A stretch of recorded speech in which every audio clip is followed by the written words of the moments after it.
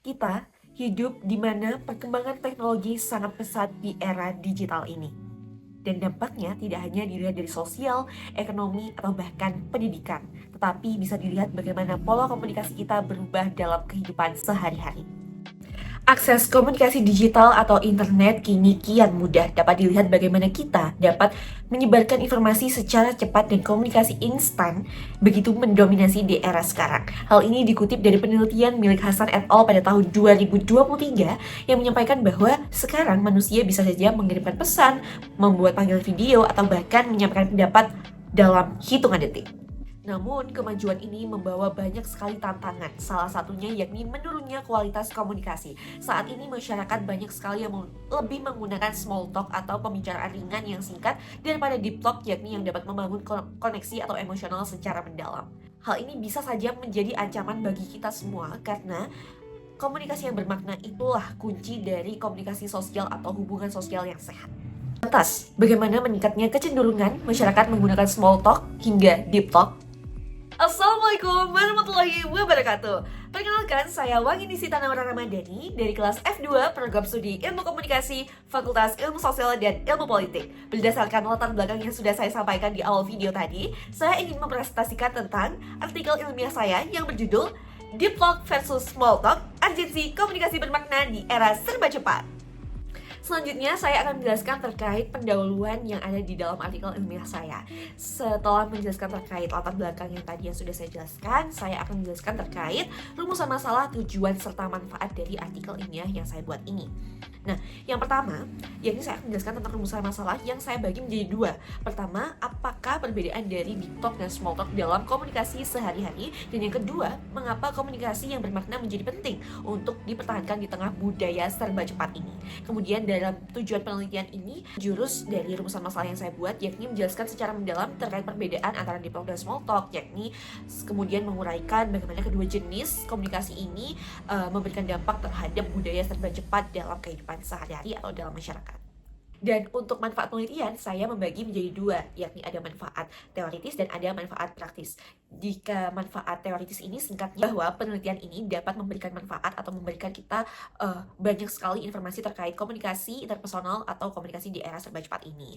Nah, kemudian yang kedua yakni manfaat praktis, singkatnya yang diharapkan dapat membantu memahami masyarakat terkait pentingnya komunikasi bermakna di era serba cepat ini. Nah, selanjutnya kita memasuki pembahasan terkait bab tinjauan pustaka. Nah, tinjauan pustaka ini saya akan menjelaskan terlebih dahulu penelitian terdahulu yang saya lampirkan pada artikel ilmiah saya. Yakni saya lampirkan ketiga penelitian terdahulu yang juga membahas terkait deep talk dan small talk. Namun dari ketiga penelitian terdahulu yang saya lampirkan di sini, nah, penelitian terdahulu itu umumnya hanya membahas terkait deep talk atau small talk saja tanpa membuat kombinasi di umumnya hanya berfokus pada satu percakapan saja, yakni membahas tentang small talk atau membahas tentang deep talk saja tanpa menggabungkan keduanya secara komprehensif. Akhir masih belum banyak yakni penelitian yang membahas tentang konteks budaya serba cepat dalam komunikasi interpersonal. Nah, masuk ke bagian landasan teori, yakni saya menggunakan 4 variabel yang saya bagi menjadi deep talk, small talk, urgensi komunikasi, dan di era serba cepat. Nah, masing-masing variabel ini saya menggunakan teori yang berbeda. Yang pertama, yakni variabel deep talk, saya menggunakan teori yakni penetrasi sosial milik Alman dan Taylor.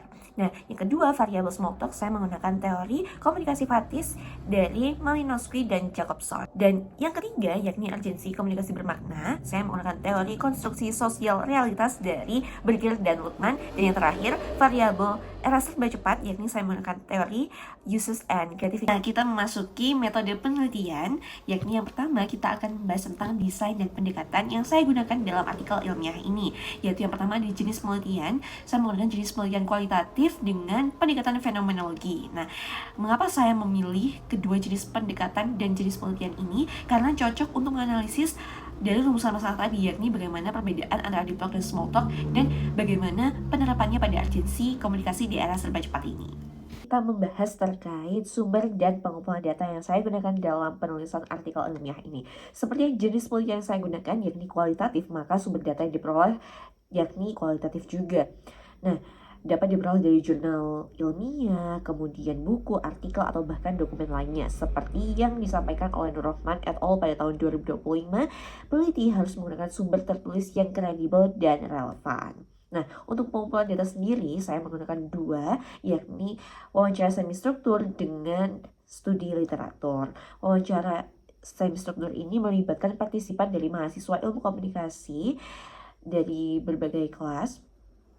Nah, serta kami mengajukan pertanyaan seperti bagaimana perkembangan teknologi mempengaruhi interaksi interpersonal, kemudian apakah Anda lebih sering terlibat dalam deep talk atau small talk dalam komunikasi sehari-hari dan mengapa. Nah, pertanyaan ini dapat dikembangkan berdasarkan panduan dari Rahmawati pada tahun 2014 agar sesuai dengan konteks isu yang sedang diteliti. Nah, untuk studi literatur sendiri yaitu membaca serta mencatat informasi dari berbagai sumber tertulis.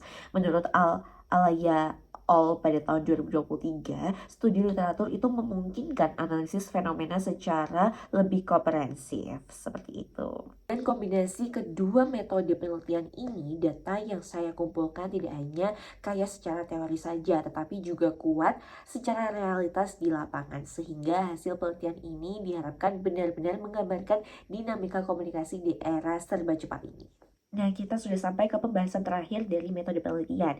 Nah, untuk metode penelitian yang terakhir ini, kita akan membahas terkait analisis data yang saya gunakan untuk menulis artikel ilmiah ini. Nah, untuk analisis data, saya berpacu pada teori dari atau model dari Miles dan Huberman pada tahun 1994. Nah, dalam model ini terdapat 3 tahapan. Yang pertama itu ada reduksi data, kedua penyajian data, dan yang ketiga ada penarikan kesimpulan. Nah, untuk reduksi data atau model yang pertama, yakni tahap ini adalah proses menyaring informasi penting dari hasil wawancara dan studi literatur yang relevan. Nah, tujuannya ini agar data yang digunakan itu benar-benar fokus pada permasalahan untuk penelitian. Nah, untuk yang kedua yakni penyajian data. Datanya telah direduksi kemudian disusun dalam bentuk yang mudah dipahami. Oleh karena itu bisa berupa narasi, bisa berupa diagram agar dapat mudah dibaca sehingga dapat mudah dimengerti dan terlihat lebih jelas lagi. Nah, yang terakhir yakni penarikan kesimpulan. Pada tahap ini peneliti atau saya itu mulai menginterpretasikan makna dari temuan yang menarik kesimpulan. Namun kesimpulan itu tidak langsung final, melainkan diverifikasi kembali untuk memastikan validitasnya. Nah, jadi melalui 3 tahap ini, reduksi, penyajian, sampai penarikan kesimpulan, peneliti atau saya dapat melakukan secara sistematis dan dapat dipertanggungjawabkan. Baik, untuk bab yang sudah sangat ditunggu-tunggu yakni hasil dan pembahasan. Nah, untuk hasil pembahasan ini saya membagi menjadi 2 poin pembahasan. Yang pertama, terdapat perbedaan antara deep talk dan small talk. Dan yang kedua, yakni urgensi komunikasi bermakna pada era cepat. Nah, sekarang kita akan membahas terlebih dahulu apa saja perbedaan deep talk dan small talk menurut berdasarkan hasil penelitian yang sudah saya lakukan. Pertama, saya akan membahas terkait deep talk. Deep talk sendiri berdasarkan hasil wawancara dan studi literatur yang sudah saya lakukan kepada narasumber atau partisipan dan juga berbagai macam jurnal, yakni saya merangkum atau meringkas bahwa deep talk adalah bersifat personal, reflektif, dan emosional, yakni membahas terkait perasaan, nilai hidup, pengalaman pribadi, dan sebuah percakapan yang dapat membangun kedekatan dan kepercayaan secara interpersonal. Nah, dalam kutipan wawancara sendiri, yakni narasumber A itu mengungkapkan bahwa aku merasa didengar dan dimengerti banget ketika menjalankan komunikasi deep talk ini. Dan kemudian disusul dengan narasumber G yang menyatakan bahwa bikin aku merasa dihargai dan diperhatikan. Nah, itulah pengertian dari deep talk sendiri. Sebaliknya, small talk itu merupakan percakapan ringan yang tidak terlalu mendalam. Nah, fungsinya itu lebih sebagai pembuka atau penjaga suasana dalam interaksi sosial. Misalnya, narasumber T itu menyampaikan bahwa small talk itu kayak pembuka pintu.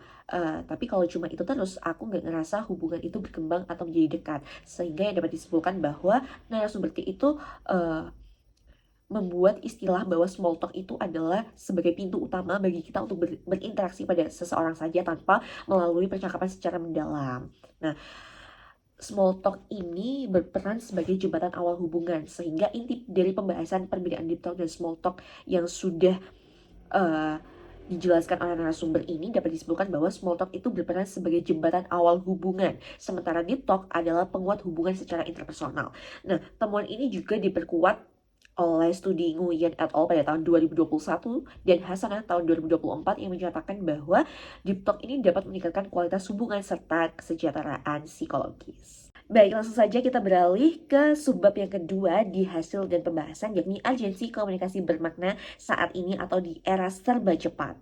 Nah, kita hidup di era modern yang serba cepat, teman-teman. Komunikasi digital seperti chat, emoji, dan voice note mendominasi kehidupan kita saat ini. Betul bukan? Nah, tapi tanpa kita sadari, banyak dari interaksi itu menjadi singkat dan dangkal dan tidak mampu memenuhi kebutuhan emosional kita sebagai manusia. Kalau kita dengar dari pernyataan langsung dari narasumber A yang bilang bahwa pesan singkat atau emoji itu bikin aku nggak benar-benar connect gitu. Nah, kemudian disusul dengan narasumber T yang menyatakan bahwa aku tuh butuh didengerin, bukan cuma dijawab secara cepat. Dan yang terakhir, narasumber G yang mengutarakan bahwa deep talk itu bikin aku ngerasa nggak sendirian dan lebih kuat. Nah, hal ini itu menunjukkan bahwa manusia itu tetap butuh komunikasi yang tulus, hangat, dan dalam. Bukan hanya sekedar balasan cepat seperti emoji atau melalui voice note dan lain sebagainya. Kemudian dalam temuan yang saya ringkas atau saya rangkum, yakni atau yang saya dapatkan, komunikasi yang bermakna itu sangat penting untuk dua hal utama. Yang pertama, yakni menjaga kesehatan mental, dan yang kedua, membangun hubungan sosial yang berkualitas. Nah, hal ini didukung oleh berbagai penelitian yang sudah saya eh, rangkum secara relevan, yakni ada tiga jurnal penelitian, yakni menurut Markowitz et al. Pada tahun 2024 yang menemukan bahwa interaksi yang bermakna bisa meningkatkan kebahagiaan dan mengurangi stres. Dan penelitian milik Harahap et al. Pada tahun 2023 juga menyatakan bahwa ketergantungan pada media sosial justru meningkatkan kecemasan. Dan yang ketiga, menurut Warwar dan Putri tahun 2021 yang menyatakan bahwa komunikasi empatik dalam keluarga itu sangat penting, apalagi untuk mahasiswa rantau seperti banyak dari kita. Sehingga dapat disimpulkan bahwa komunikasi bermakna bukan cuma tentang sekedar berbicara saja, tetapi hadir sepenuhnya dalam percakapan baik secara fisik maupun emosional. Karena terkadang yang kita butuhkan itu bukan jawaban cepat, tetapi didengarkan secara sepenuh hati. Dan berikut adalah bukti atau lampiran dari wawancara bersama narasumber atau bersama ketiga narasumber yang sudah saya pilih, yakni ada narasumber A, T, dan G yang berinisial A, T, dan G. Baik, sekian yang saya sampaikan terkait hasil dan pembahasan. Setelah ini kita akan membahas terkait penutup dari artikel ilmiah yang saya buat. Nah, pertama, kita telah membahas terkait perbedaan antara deep talk dan small talk. Dan deep talk akhirnya yakni dapat disimpulkan bahwa bersifat emosional dan reflektif dan sangat berguna untuk mempererat hubungan. Sedangkan small talk yakni mungkin terlihat ringan, tetapi ia penting sebagai pembuka komunikasi dan mencairkan suasana. Jadi keduanya itu bukan untuk dibandingkan, tetapi justru saling melengkapi. Nah, kedua, urgensi komunikasi bermakna di era serba cepat ini benar-benar nyata. Nah, ketika semua serba cepat, komunikasi yang dalam dan tulus menjadi penyeimbang untuk kesehatan mental dan kualitas hubungan sosial. Sehingga yang dapat disimpulkan dari artikel ilmiah saya, yakni percakapan bermakna itu dapat mengurangi rasa kesepian dan membantu kita melewati tekanan hidup sehari-hari. Nah, terakhir, untuk saran penelitian selanjutnya, yakni saya membagi 3 poin. Pertama, menjelajahi komunikasi bermakna dalam konteks berbagai kelompok sosial. Kayak kita bereksplorasi komunikasi bermakna di berbagai kelompok sosial. Kemudian dapat menggunakan metode kuantitatif untuk mengukur dampak dari deep talk secara statistik, karena penelitian yang saya gunakan ini sudah menggunakan kualitatif, sehingga penelitian selanjutnya bisa menggunakan metode kuantitatif untuk lebih dapat meneliti secara detail dari fenomena ini. Nah, yang terakhir ini kajian pengaruh teknologi dan algoritma media sosial pada pola komunikasi. Algoritma media sosial ini terhadap cara berkomunikasi kita sehari-hari dalam lingkungan sosial masyarakat seperti itu. Karena pada akhirnya teknologi itu mungkin dapat mempercepat komunikasi, tapi hatilah yang dapat memperdalamnya. Sekian yang dapat saya sampaikan. Dan ini adalah daftar pustaka yang saya gunakan untuk meneliti atau menulis artikel ilmiah. Dan slide selanjutnya juga sama. Kemudian terima kasih. Dan sekian yang dapat saya sampaikan. Wassalamualaikum warahmatullahi wabarakatuh.